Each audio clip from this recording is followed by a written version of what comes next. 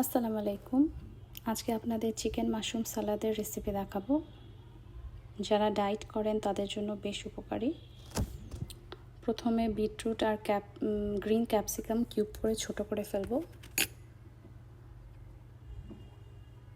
তারপর বিটরুটকে বয়েল করতে দিয়ে দিব, সাথে 1 চিমটি লবণ দিয়ে দিব। এখানে আমি চিকেনের ব্রেস্ট পিসটা ম্যারিনেট করে রেখেছিলাম ঘন্টাখানেক। তারপর ওটাকে এয়ার ফ্রাই দিয়ে দিব। আপনারা প্যানেও ফ্রাই করে নিতে পারেন। সাথে একটু বাটার দিয়েছি।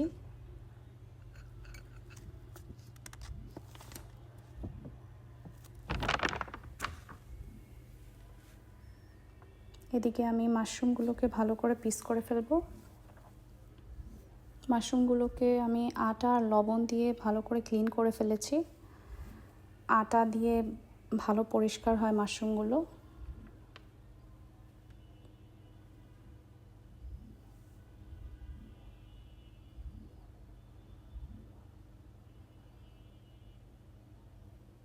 তারপর একটি প্যানে রসুন কুচি, অয়েল দিয়ে রসুন কুচি, পেঁয়াজ কুচি এবং মরিচ কুচি দিয়ে একটু ভালো করে ফ্রাই করে ব্রাউন করে ফেলব।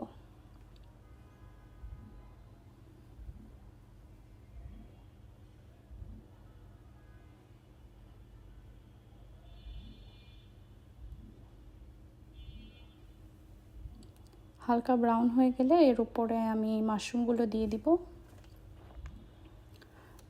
সাথে একটু সল্ট অ্যাড করতে পারেন। সয়া সসও অ্যাড করব। সয়া সসে একটু লবণ থাকে, এই কারণে আমি কম অ্যাড করেছি। তারপর ক্যাপসিকামগুলো দিয়ে দিব। দেওয়ার পর একটু ফ্রাই করে নিব এবং তারপর বয়েলড বিটরুটগুলো দিয়ে দিব। এখানে আমার চিকেনটাও রেডি। চিকেনগুলোকে একটু কিউব করে চিকেনগুলোকে একটু পিস করে কেটে ফেলবো। তারপর মিক্স করে উপর দিয়ে ব্ল্যাক পেপারটা অ্যাড করে দিব। এই তো আমার চিকেন মাশরুম সালাডটা একদম রেডি।